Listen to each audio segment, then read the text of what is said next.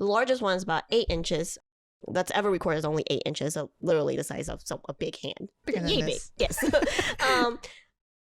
Freudian slip. I saw that. I tried so hard not to like laugh at that.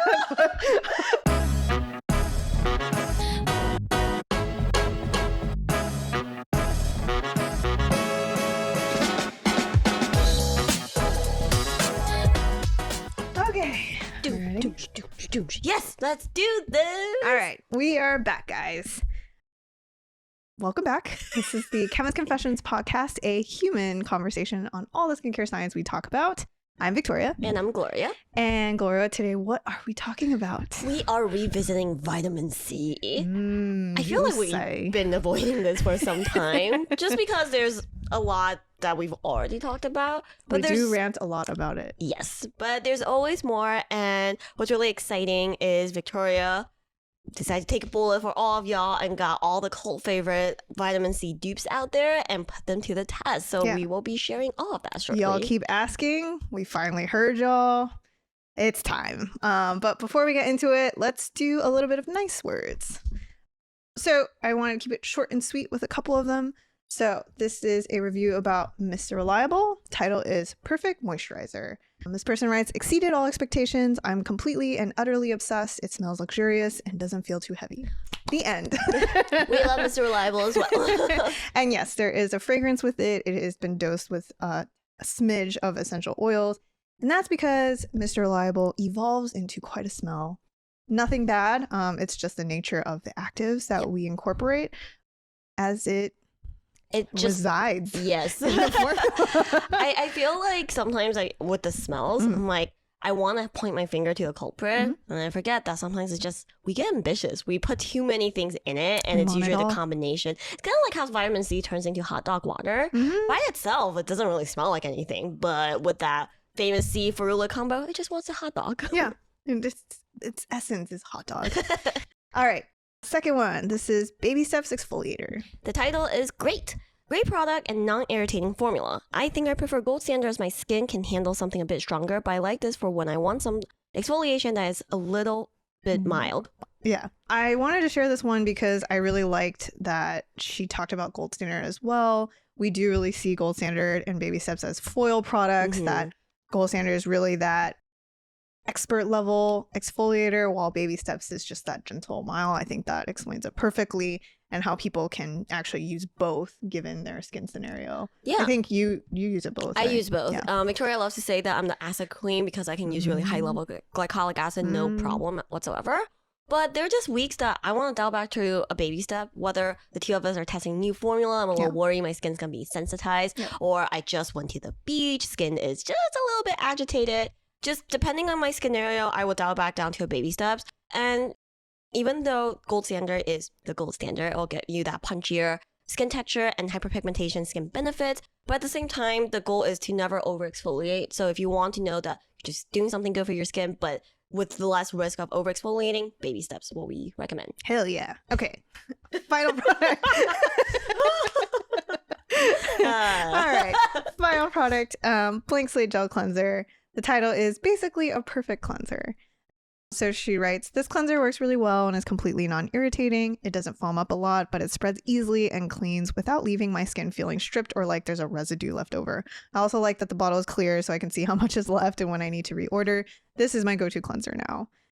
I feel like because we're not marketers, we have a hard time describing our formulas. And I feel like her experience pretty much sums up the Blank Slate experience. Yep, it is straightforward and no frills, but does the job very, very well. Yeah, totally. So with that, we are just really proud of all the reviews we receive. We don't incentivize or pay for any of them. And also a lot of our lovely customers share their routines as well. So we love for you to check them out. And today we finally also get to share that our new website is up. It is up. So we're running a website special. So use the code NEWSITE new me for 15% off. And for podcast listeners, you can also combine it with your coupon Chemist coin to get additional $5 off. As a thank you. And also as a thank you for continuously listening to us being like, our website's very close. I still remember our website's so close. We're launching next week. The week after. I think a couple episodes ago, I dropped a line. The new website should be up. And if it's not up, it's a tragedy. Yeah, it was a tragedy, but we fixed everything. Our lovely developer was incredibly patient through the process and held our hand through this. I think we asked like some of what I feel like is the dumbest questions ever, but also everything's probably dumbest execution in some aspects. I just remember like you asked a bunch of questions like, what does this do? And we're like, right. Oh, right. Yes. I'll get back to you. Yeah. So anyways, yeah. Don't forget to use your Chemist Coin promo code while you purchase your products. Otherwise, let's get right into the meats because I think this one will be fun. It'll be fun. Mm-hmm. So in the first section, we thought about this and we're like, ascorbic acid is the OG, the gold standard, but we're not doing a review, right, Gloria? We thought about it because the way we break down our meats is usually part one is more biology, the history, the science, and part two is shopping and more about products you'll find. And we were like, man, we've done this a lot with ascorbic acid. Yeah. How many times do you guys want to hear about ascorbic acid? In 2018, we did this post. And then in 2019, we did a blog. And then in 2020, we did a podcast. So anyway, if you want to, a quick reminder on all the nitty gritty behind ascorbic acid testing, why it's considered the gold standard, check out our blog post, check out our podcast episodes of the past. Links here, there, everywhere. So we're going to dive into more of the stuff that we haven't talked about yet about ascorbic acid. Yeah, so while we were kind of going down memory lane and reviewing if there are any new references, I think Gloria and I realized that we could turn this into a game of Did You Know? So we highlighted a few Did You Know scenarios that we'd love to share with you guys. Some of you guys might know these, some of you guys don't, but generally should serve as a good review of ascorbic acid serums and how to use them. But we'll start with one very simple is, did you know that ascorbic acid research started roughly about 50 years ago with a Dr. Pinnell, who that lab basically has pioneered and really, I would say, houses the most data around ascorbic acid. And it was kind of a, I don't want to say pissing match, but a competition with other molecules. So Dr. Pinnell, for those of you who don't know, is the founder of Skinceuticals. You'll still find a history of Dr. Pinnell and his work on Skinceuticals' website. Yeah. That man, if you read his papers, had it out for everyone else. He had it out, not just for vitamin C derivatives, but also for other antioxidant molecules. I think there was one where he was, oh, you think CoQ10 is hot? Let me show you why it's not. That was his life's work. He's every new exciting, quote unquote, sexy antioxidant that the industry was trying to make happen. Dr. Pinnell said, I don't think so. Let me think about that. Not on my watch. And what's fascinating is his lab is still going strong today. You'll still find that he might pop into a few papers as like a back-end author. So yeah, I just still going strong, that lab. Yeah, man. Still sniping new antioxidant ending dreams for herbs and TCMs left and right.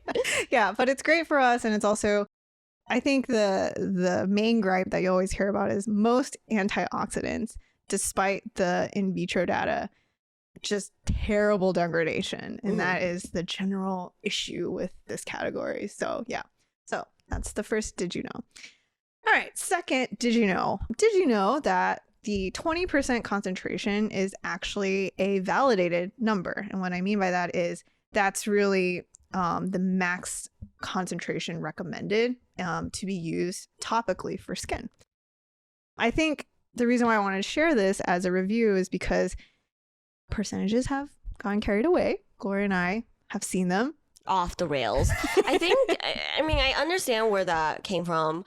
Because when we first started, the bigger offense the industry was undertaking is they're claiming these sexy actives, but as chemists just decoding the ingredient list, we know they're sprinkling that stuff in it and you're not really getting the benefits thereof. Gloria coined the term cat sneeze worth, and I think that's pretty accurate. Yeah, and I think after after a couple years, the industry has taken a sharp left turn where they're like, percentages matter. Great. Let's turn it into a pissing match of like, you got 15, I got 18. You got 20, I got 25. But why stop there? Why not 28%? Yeah. And honestly, more is not always more when it comes to actives. Of course, there's a threshold where below which you're not really getting any of the benefits, but there's also an upper limit to, hey man, like if you're rubbing 50% vitamin C, you're not really getting that benefit. Yes. And so Dr. Pinnell's lab did a percutaneous absorption study.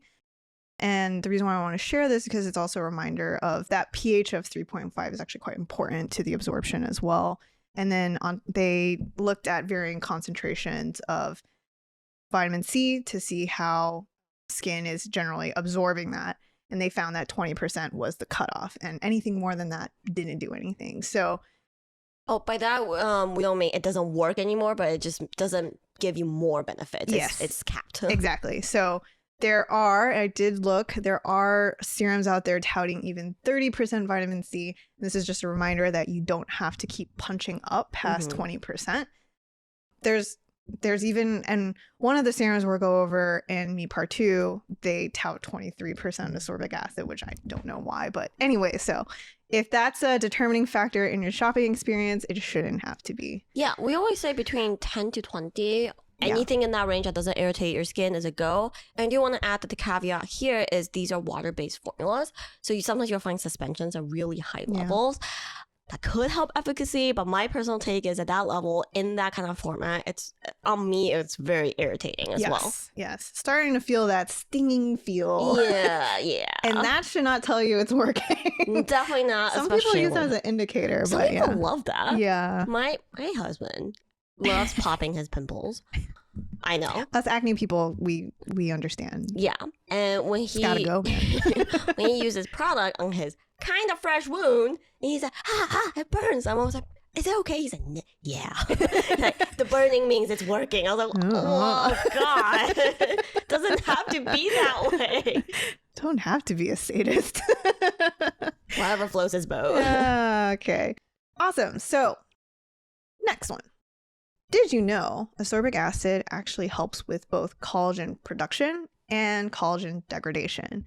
And those are two separate mechanisms. And I think that's something that people kind of forget. They just think collagen, ascorbic acid, bueno, keep going. Yeah, and this is why we love talking about skin mechanisms where there's a lot of data to show kind of the journey that vitamin C goes through, or not even vitamin C, any molecule, because this is an area where it's kind of lacking in skincare. But the reason being, it's just really tough to kind of funnel it down to the specific pathways because skin is so complex. Just like Victoria mentioned, collagen is not just about what you hear about, like, oh, I should either put it on my skin or I should do something where it promotes collagen production.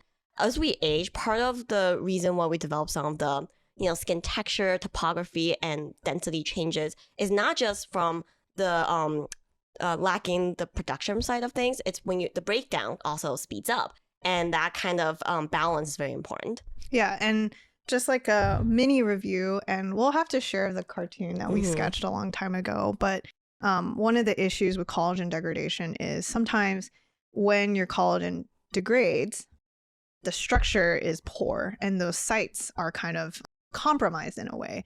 And when those sites become compromised, the fibroblasts they are meant to come in and to help with all of that replacement and production, they have less and less sites to build, then replenish that collagen. And that's why this process over time becomes a lot more inefficient. And that's why it's like both matters on the production side and the degradation side. So this is why, ascorbic acid, you always hear it gets touted. I think it's whispered into the marketing realm, but it's because they can't talk about it. It's a drug claim. I feel like there's not a really good understanding of why vitamin C is linked to collagen. But anyways, there you go. And actually, I kind of want to circle back to the paper we just talked about, because I realized that we were so honed in on concentration, we didn't really go into the pH part. Yes, let's do it.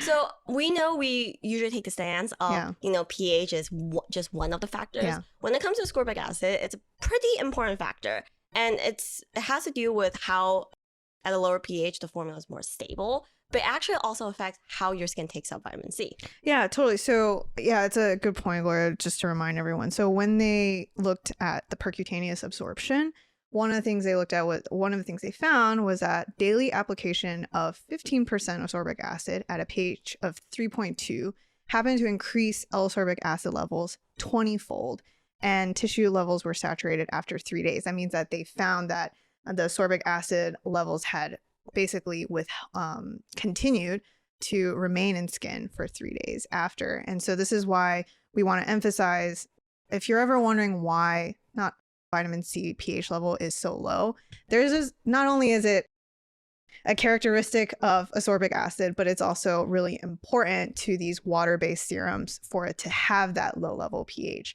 And that's why we kind of say, concentration matters, pH matters in the actual efficacy of the product for ascorbic acid. Yep. Yeah. Awesome. Yeah. Good reminder. All right. Finally, let's talk about its free radical benefits. So I think everyone knows this portion probably the most in comparison to all the other aspects. But yeah, let's dig in a little bit. Yeah, so I feel like people reach for antioxidants or vitamin C for this purpose. As we all know, when you're exposed to elements like the sun, pollution, your skin produces free radical, and that in turn attack your skin cells and causes premature aging, and usually in the form of photo damage. And antioxidant is supposed to quench these free radicals, thereby protecting your skin cells, your mitochondria, your DNA. But this is where we have a hard time with other non-ascorbic acid antioxidants.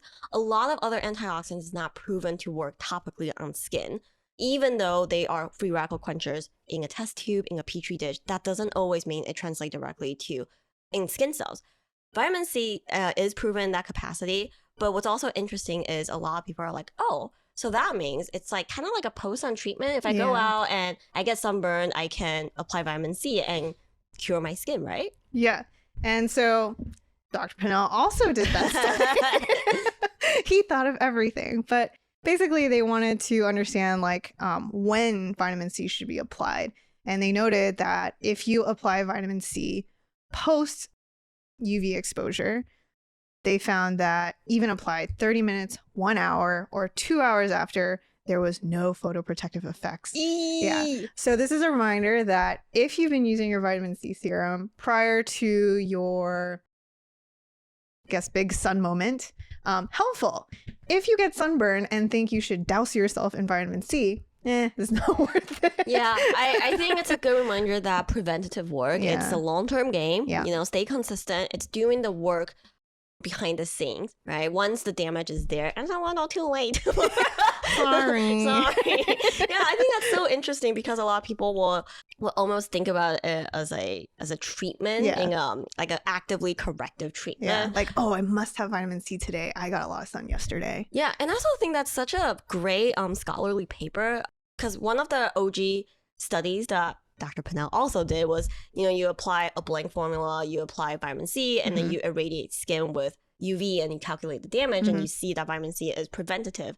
I also think that most people stop there and be like, oh, okay, it works. Ta-da! Like the application order post damage is definitely something that not a lot of people look into. So yeah, great study. Totally. And finally, one thing I did want to add was, if you're ever wondering why tocopherol vitamin E is in these formulas, just a reminder that it's actually because they did find a synergistic effect with vitamin C, specifically for its antioxidant effect. They actually looked at vitamin E and vitamin C with UVB and UVA, and they did find that that combination together is the best for both. And so that's kind of did you know? Vitamin E actually does something. Yeah, it's not there just for the ride, for the story. Yeah, it's good. Yeah, exactly. And we can tell you as formulators, vitamin E ends up in a lot of products because of its functionality and helping to basically improve, the formula shelf life. But for us, it's kind of just like add a drop, like whatever, move on.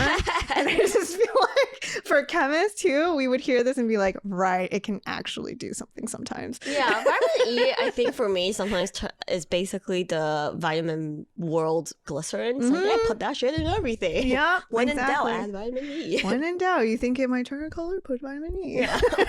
Oh, lip product, you need a claim, vitamin E. Yeah, exactly. Cool.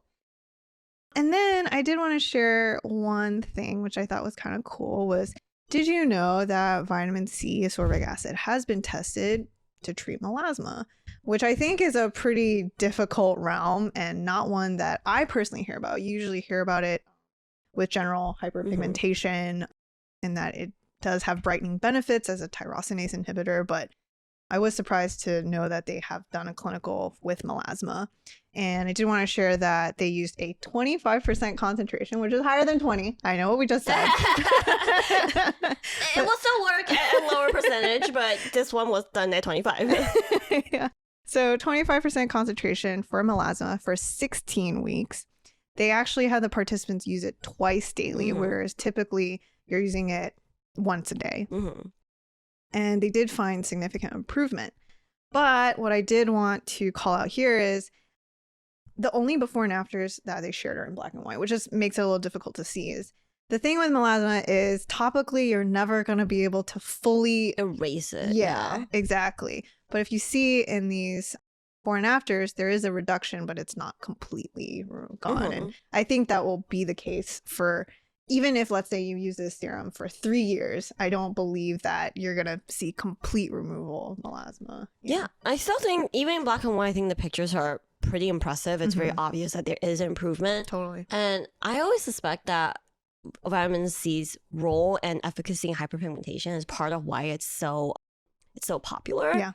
Because if you're using a really good antioxidant and its purpose is to prevent damage, what you're using is something that when it works, you see no change in skin. That's me. Yeah. Me. So it turns into a religious moment where like, I am preventing damage, right?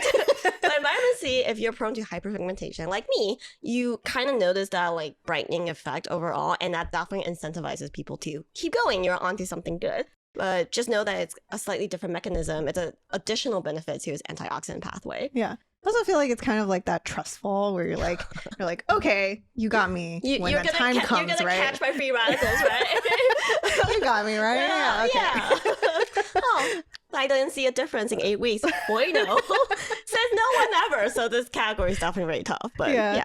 It's kind of a genius like business model, right? Because you're kind of in a way selling a pipe religion. dream. Yeah, 100%.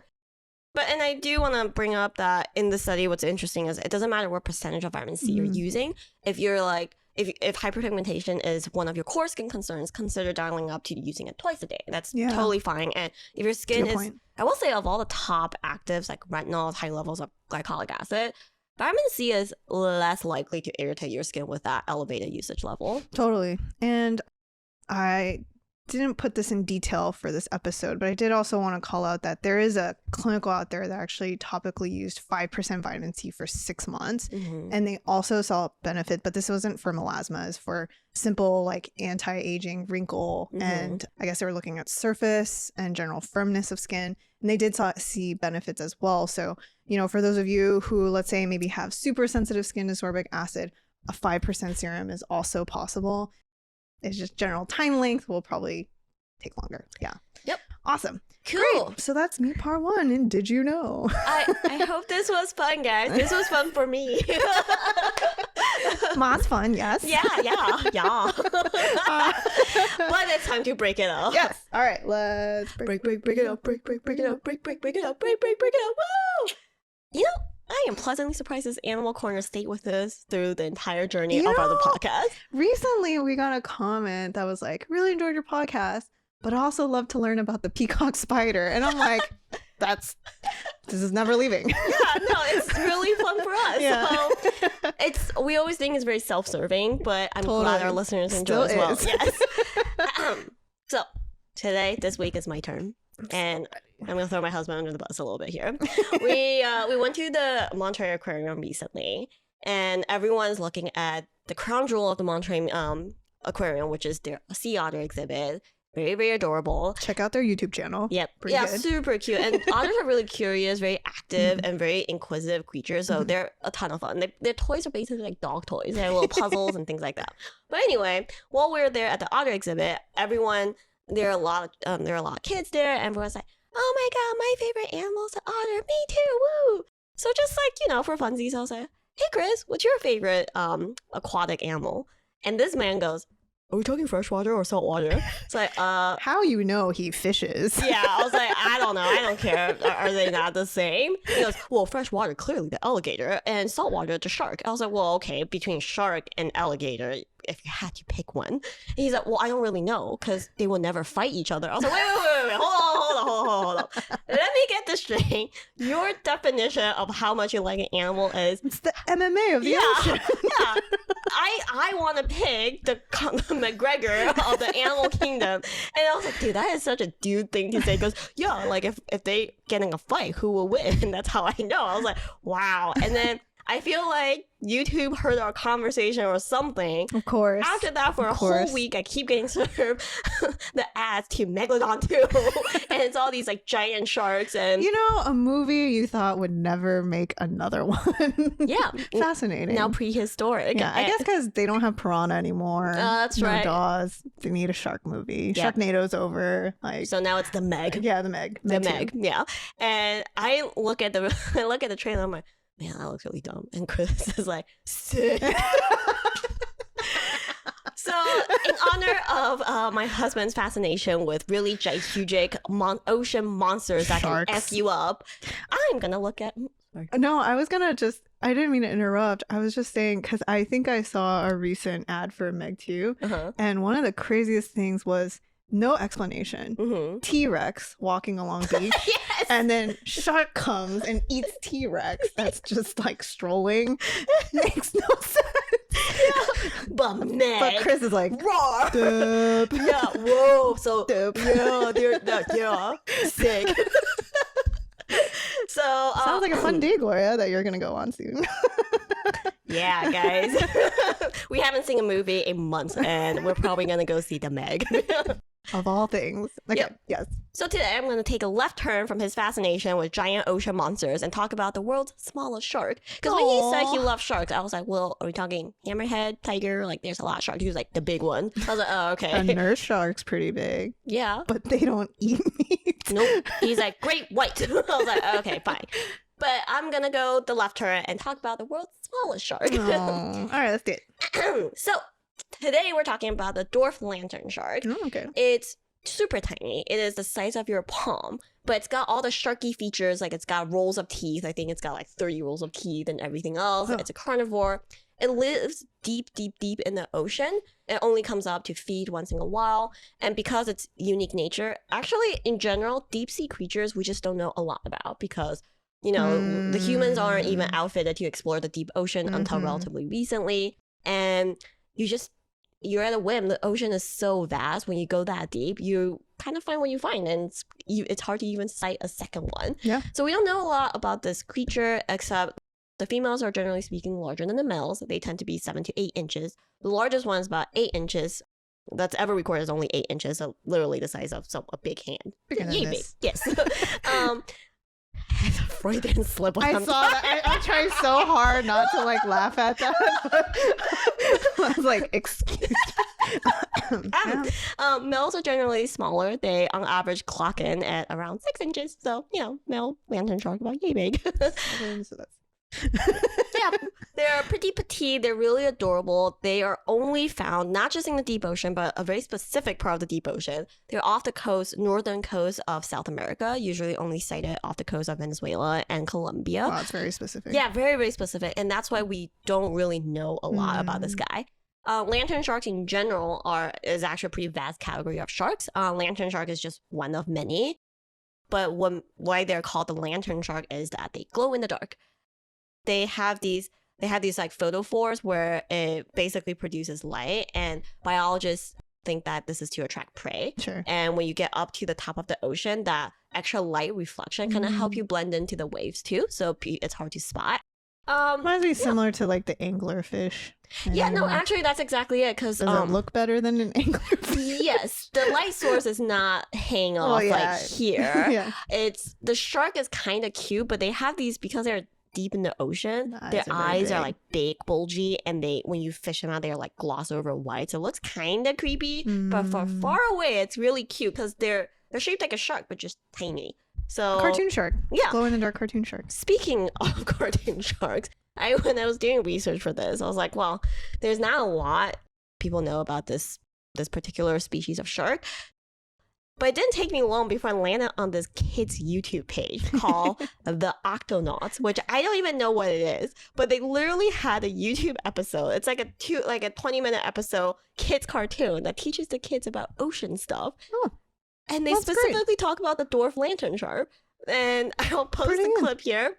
It's Octonauts is a pretty good name. Yeah, and it's these, I mean, I don't have kids, so I don't really know the show at all. But if you go to 7 minutes, they literally meet a shark, and they decided to give the dwarf lantern shark a British accent for whatever reason. A tiny shark. Oh, thank goodness you saw my flashing. I'm glad it helped you find me. We lantern sharks use our lights to find each other. Fascinating. Well, I've never seen a shark as small as you. Everybody says that. Oh. And they're like, oh my god. Even though it's next to Venezuela. Correct. They're like, oh my god, that is the smallest shark I've ever seen. And the dwarf shark's like, hello. It's kind of silly, but here you go. That's great. The dwarf lantern shark. Yay. Really adorable deep sea fish. Awesome. I do find deep sea fascinating. Oh, yeah. Yeah. Just like the things that you see, it looks so alien. It totally makes you believe that there is an alien species out there because, like, they're just not of. They're just like three steps removed from the actual shark you're used to seeing. That's such a good point. So if any of you have the chance to visit Monterey, definitely go to aquarium. In addition to the adorable otters, they actually have a section dedicated to deep sea exploration. Awesome. And they have, I think it's one of the few deep sea exhibits in the world. And there's all these weird glowy stuff. Yeah. When it's deep in there, there's a lot of jellies. And those jellies are weird as hell. This is funny you said when it's deep in there. Today is about Freudian slips, I guess. So, yeah, lots of jelly. No, for sure. I find it so fascinating. So, yeah. Awesome. Cool. All right. Ooh, let's get into what you guys are all here for. Now for the lantern ship. Yeah. Let's get into all the vitamin C dupes. Finally, we're taking a look at this. It's been years. Yeah. People ask us, oh, like, which dupe should I buy? You know, should I pay for Skinceuticals? So we're going to try to answer all of that. Before we get into it, just really quick for those of you really new to the vitamin C landscape, Skinceuticals CE Ferulic is considered the OG, the vitamin C serum. Thanks to Dr. Pinnell. Yep, it's a Dr. Pinnell created formula. It's a synergistic combo that is really famous now. That patent has since expired, so now... Hence, bunch of dupes. Yep. So now when you search for CE Ferulic, you have a gazillion choices. Victoria tested them all. Maybe not all of them, but a good chunk of them. Yeah. So we weren't going to test 50 of them, but we took what we think are generally the most popular, or probably you'll come across the most often. And yeah, I'll go through them right now. So we looked at Maylove's. We looked at CosRx, Paula's Choice, Dr. Brenner, which you purchase on Amazon, Timeless, which is one that Gloria and I often recommend. And for fun, we decided to do the Ordinary's 8% ascorbic acid serum, but that is not a true water-based serum. That's actually anhydrous, strictly in propanediol. So it's really more kind of just like a fun, let's just see what happens when we test it. And then finally, we decided, why not just make a crude lab sample fresh batch so that we kind of have this like almost like control of like if you made it fresh, like kind of just seeing that time, how it degrades, that time point. So going through this, the general price range is anywhere between $20 to, I think the most example 55. Yeah, and most expensive is Paula's Choice at $55. And the formulas can vary. Some are pretty simple or just like straight up knockoffs of CE Ferulic. Others do try to add a couple active frills, I would say.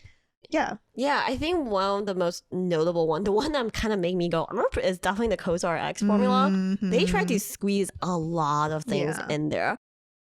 And they have pretty much the highest ascorbic acid level of the formulas we tested. 23%. We don't know why. Yeah, so on top of that, they added caffeine, which I mean doesn't really do anything anyway.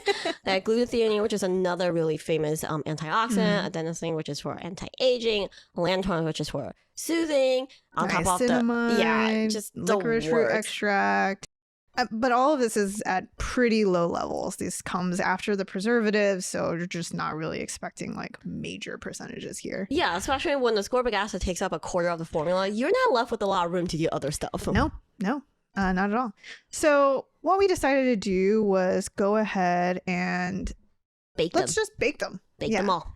So, and what we bake them, and the reason why we bake them is because this is essentially accelerated stability testing. We just want to see what the outcome is over roughly 3 weeks, and we check in every week.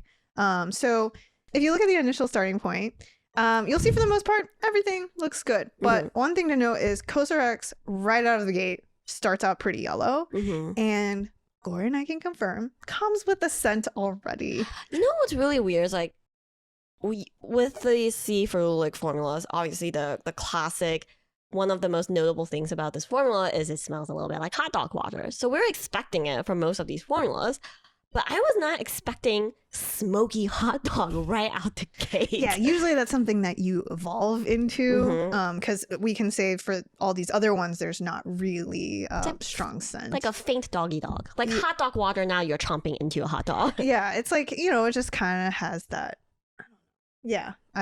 something like that, but it's faint. And then this one is very strong. Yeah, so that's how it all started. Then we go to week 1. Then we start to see something interesting happen. So in the picture, you'll see there's like a kind of a gunk speck in the Timeless product. And we would ignore that because that's just kind of this buildup that happens in the pump. It's just kind of the gunk. So we wouldn't consider that a bad thing. But we should definitely talk about the airless pump because that is one of the issues of putting vitamin C in an airless. So part of the degradation process for ascorbic acid is that it releases gas. So in a dropper bottle, the right ones, the gas will just leave through the bulb and you're fine. But for the pumps, it kind of builds up in it. And this is part of the reason why you don't really see vitamin C products being put in pumps. So when you click on it, it sputters and that gas builds up pressure in it, and whatever formula that's might be still stuck in that gasket just has a really, really ass time. Yeah, exactly. So if you notice, I think Drunk Elephant's one is also an airless pump. If you notice any sort of sputtering or it jets out, that's what's happening. And it's kind of why we don't really love the airless pump format, but it's one of the phenomenons that happens. Speaking to that gas buildup, I should say both Paula's Choice and COSRX, upon opening, did the whole Sprite thing where it's like, yeah. And COSRX, more alarmingly, their dropper had ballooned. And so we would say these are general signs where we're sort of like, all right, we need to keep looking at this. Yeah, something might not be quite right. Yeah, and so that's week 1's takeaway. But for the most part, everything else, we would say is pretty standard. We are starting to see just a little bit more of that faint yellow coming in for Maylove, even Dr. Brenner, even our own Fresh Solutions. So yeah, that's really the takeaway for week 1. Week 2. Yeah. Oh. All right. So week 2 is when we start seeing some bigger funkiness. differences. Yeah. And the biggest difference really comes with the COSRX. I will say Paula's Choice, after the first week of opening, it stopped with I would say that gas release is less. Eased off. But COSRX continues its bulbous dropper form. It's definitely bigger now. Yeah, every time we get it out of the oven, it just like comes out and it's like, hello, surprise, I am a balloon. So very concerning. And the other issue is that we're starting to see something funky happen with the formula itself, where I basically dropped like 3 drops of each to give everyone like a good visual. but you're starting to see the formula almost like not want to stay together. And this is like really funky, you can say. And we can see it on the droppers too. There are just like parts that's clinging, parts that's not. It just doesn't look like it's happy with the bottle, with itself, with life. Also, we can confirm the smell has ever evolved. Oh, that's such a good point. I think Victoria was taking the picture and I was sitting a ways away, like doing my work, and I just went, oh my god, like aged split pea soup. Yeah, and like Gloria will walk in and like into the office, and then she'd be like, "What is that smell?" I was like, "It's not me, I promise." Excuse you. Yeah, so really funky all around. That would probably be the biggest learning. And then I would say one thing the other kind of interesting to note that I've kind of pointed out to Gloria is like, we do see Timeless's formula color pretty quickly. Yeah. And that was something that it's compared to the others is just, I don't know what it is, but it's a lot more rapid. And then we'll see in the final third week that transformation too. All right, so in the final third week, boy oh boy, you can see that really, I would say, tea color really come in. That's a nice way of putting it. Tea color. Yeah, that's very flattering. Coffee. Fine aged vitamin C. Yeah. So that yellowing really comes in, a lot more saturated now. Timeless definitely has the darkest one of them all. And what is not very clear in this picture is there is almost like, I would say there's like deepened color aspects to the drop. So that was one thing. But really the issue is just CosRx again, just taking just all the red flags. So still very bulbous when we pulled it out. Smells even more aged. Smells not great. But now we're actually getting like true separation. And I tried to do a close up of the droplet, but you can actually see there's like a clear liquid kind of pulling out. And then the dropper itself has got really weird clinging of specks happening. Yep, you can see it in the orange specks on the in the picture. Yeah.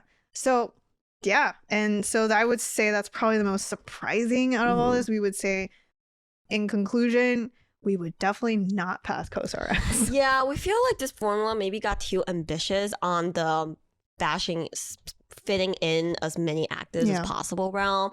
They tried a lot with this formula, but the reality is, I think vitamin C products should let vitamin C shine. There's something in there that is not compatible. The packaging selection probably could have been better too from the bulbous.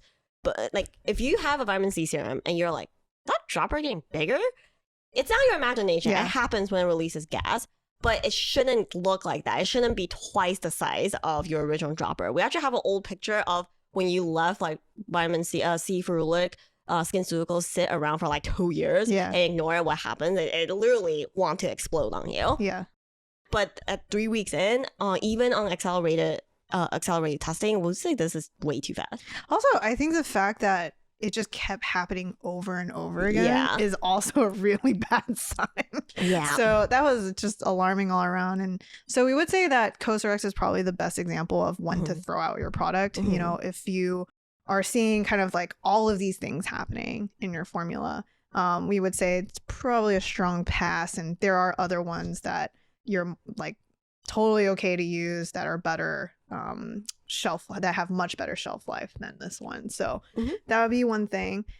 The second thing is I definitely felt like the Timeless, as much as we say Timeless is a great dupe formula dupe that we recommend, I don't love this packaging at the end of it. I have noticed that like, and I should say this was purchased through Amazon, but this plastic, I don't know, it's just not ideal. I feel like the way that it ages over time is just so much more rapid. Yeah, and the original Timeless was in a dropper bottle, and they replaced it with this airless pump. And something that we noticed is, one, of course, air builds up and it sputters out. And two is, if you hold it against a light, it's not actually as opaque as it looks. So I suspect the light going through it doesn't help it age well either. Yeah. So word on the street is Timeless is actually, they are changing that packaging. You can actually buy what is now their glass airless pump on their website, which should be a much better replacement than the one on Amazon. So our recommendation would be, if you love your Timeless, try buying it on their website, their new packaging versus this one, because I'd say this is not great. Yeah. The other thing I think we should talk about is price point. Yeah, the original Skinceuticals, I'm choking on my words as I say it, is because it's kind of more expensive. It's Holy so crap. expensive. I feel like 10 years ago when I joined the industry, I think it was at like $140 a bottle, and now it's like, what, $160 or something like that? It's very, very pricey. So, and this is why it kind of opened the door for all these dupes to come on the market. And even within the dupes, we see it getting more expensive. Because I think when we first started recommending people maybe turn to a Timeless, it's like $20. But now you're looking at more in the $30 range. And then, of course, you have your Paula's Choice, which is in the $50 range, and Drunk Elephant, which is in like the $80, $90 range. We would say, just based on this test, price is not a determining factor to quality. Yeah, totally. I think we should say, if you love the OG Skinceuticals formula and you can afford it, like, by all means. This is not to say that, you know, I think it's really more like it's what is working for you, you should stick to. But the other aspect is, like, you know, do you need to pay X more for, let's say, a formula that comes with more actives? Also not necessarily the case either. Like, I think, you know, one thing we want to emphasize is vitamin C is, as you can tell, already difficult enough to stabilize, but by adding a bunch of these other things can really create a lot of chaos, I feel like. For sure. And a lot of times it will never be in there at enough just because there's already so much vitamin C in the formula. So there's a case for that too, is, you know, it's not really necessarily about price. This is really about what's working for your skin, and also generally what has the best shelf life. Yeah, for sure. And I do want to remind everyone that this is, again, baked in an oven for 3 weeks. And there's no like direct, it depends on your storage condition, I should say. This probably equates to it sitting in your cabinet for probably about 6 months to 6 to 8 months in your shelf. And we would say this is probably what you would expect to see, but this is definitely not the type of product. What all of these brands do pretty well is when we receive it, it's obvious that it's at a pretty fresh level. This is not something you want to hoard. Even if there's a sale and you want to stock up, don't just buy it, use it, and just be done with it. Such a good point. And we should also summarize, you know, so to kind of recap the formulas we like, you know, Glow Maker, May loves Glow Maker, Dr. Brenner's, even the Timeless, you know, Vitamin and Paula's Choice. These are all perfectly fine to use. That kind of coloring change will happen. That's normal. It's when you have to add on a bunch of these other things that might happen to the formula, like CosRX, is when you start feeling like, this shelf life really is not great in the long run. Yeah, for sure. Yeah. And last but not least, we haven't mentioned this at all. We have to talk about The Ordinary. Yeah. You might have noticed that the color hasn't changed at all. Perfectly clear. Perfectly clear. No yellow tint whatsoever. What's happening there? So this is actually not like the rest of the formulas. It's a completely anhydrous or waterless formula. It's a very, very simple, true to The Ordinary's ethos. It's a very simple formula where ascorbic acid is just dissolved in propane diol, which is one of the solvents that you can use. And it also even has arbutin. Without water, air, light are the three culprits to your actives degrading. This is why we always tell you to store it in vampire conditions, right? Cool, dark, sealed. Yep. In its coffin. If you want to add garlic, you do. But you might look at this and be like, this is great, right? And anhydrous formulas means it's completely stable. This is a clear winner in our books. But we would say this is maybe not 100% the case here. Yeah, so when you put something in like 99% of something, well, obviously not, this is 92%, you know, so this, when you use a solvent at such a high level, there is always going to be a trade-off. So the trade-off is going to be texture, which, to be fair, this category doesn't really have the best texture. But the other thing is irritation. Yeah, we love propane diol. It's kind of like a cousin to propylene glycol. It's a very nice solvent. It adds a lot. It's very useful all around. We use it in our products. But at 90-some-odd%, when you put it on your skin neat, not everyone will have this reaction. But I started scratching my hand on the ride home. It's just too much solvent means that it's a little irritating. Yep. And to give people context, usually in a more standard formula, you might use it anywhere between like 5 to maybe 10%. Mhm. And 90%, you definitely run the risk of irritation. On top of, you have an anhydrous formula of vitamin C. So, it's definitely not going to be a great alternative for everyone. Mhm. But I could see someone wanting to use this if, let's say, I don't know, skin's robust. You're also not great with your shelf life. You You forget let to things seal sit. things. Like, Your bathroom gets really hot. my brother leaves the cap off of everything. My ears. Why? If you go to his bathroom, caps open everywhere. It's like no. a danger zone. Oh, no. So maybe he would be a good one for this. No. Brother Fu, no. Brother Fu. Anyways, all right. So that was our study. Let's sum up some of the findings for you guys. So you know what to shop for, what to look for when you're using your vitamin C. So first things first, color change isn't necessarily a bad thing. That's just the nature of vitamin C. Yeah, there's a degree to where we would say beyond this point, it's time to go. So when it gets to that pretty deep orange, Coffee. yeah. Yeah. But when It's a you're good sign. in that light amber zone, we say it's normal. It is what it is. The mother of all vitamin C Skinceuticals have done studies of it at various stages and proved that it still works. So that's where we'll say. Second thing is, if this color change happens, but other things are starting to happen, maybe it's time to start looking at it more closely. So the first thing would be if you find that your droppers are starting to balloon or your airless pumps are sputtering, that's the next moment. Yeah. And if you open, I had a really old C Ferulic formula laying around before.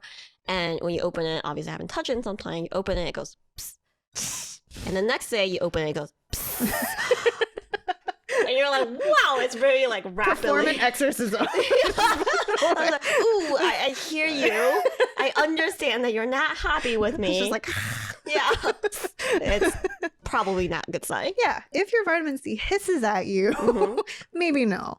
Yeah. And then the second thing is, the final thing is, if your formula doesn't look uniform, you see floaties, doesn't really like being like the glass dropper. A lot of times when you pull out a glass dropper, it should look like very beautifully uniform, right? It's just like water, right? So everything's smooth. But then you start seeing there's clumping happen. Texture on the dropper. That is not a good sign. Yeah, So we'd definitely say, red flag. yeah. So we would say a culmination of these things, it's probably time to let this go and move on to a more fresh vitamin C serum. But if you guys have questions, definitely send us in your pictures. We get a lot of them actually in the past where people are like, this is what my vitamin C serum looks like. Is that right? Yeah. Send them all in. We're happy to let you guys know whether or not it's time to finally let it go. Yeah. So of all the ones we just tested, which one would you use? You And which one would know- you 100% not use? Well, I think there's a very clear winner there. Actually, I will say Dr. Brenner, totally fine. Mm-hmm. Yeah, it's a good price. The Maylove is fine too, but also because, Prime Day, anybody? Yeah. But Dr. Brenner, $27, not bad. Similar price to Timeless. Yeah. Yeah, I would say those two are my go-to too. I think Timeless used to be a little bit more reliable with the freshness of their batch, and I think the dropper bottle was better. But for now, I do think those two are the winners from this batch. Polisher is not bad, but it's twice the price point. And I want to add that it price point aside, there is slight texture differences with these formulas.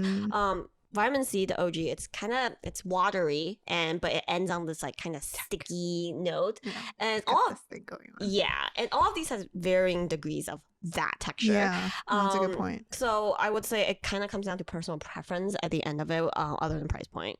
Yeah, no, and I think that was one of the reasons why we did like the Timeless formula, because that one, in terms of texture wise, it just sometimes you'll spread it and it absorbs, and all of a sudden you just hear stick. Like you just stick. You rub it and boom. Like oh my god. Time to catch flies. Yeah, no, that's such a good point. So yeah, I totally agree. Yeah, and I would surprisingly never use the ordinary. I think that formula is just like. Well, it makes you itchy, so I hope not. Yeah, the solvent heavy formulas is not my jam, so That's me. I think I would agree with that. And I would feel the need to like mix it into something, which is not ideal. Yeah, So. it's at 8%, which is not that high, but it's still effective. But if you're diluting it further, then you're really not getting all that much benefit. Yeah. So that's it. That wraps up our vitamin C dupe test. Yeah, hope this was helpful. Yeah, I hope so. Yeah, we were thinking about adding a little bit more on vitamin C derivatives in here, but look at that, it's an hour. We're out of time. So we're saving that for the next meet. Yep. Yeah, so to wrap up, Gloria, where can they find us? You can find us on our brand spanking new website, chemistconfessions.com. You can contact us there. You can tell us if the website looks beautiful. We'll take any compliments.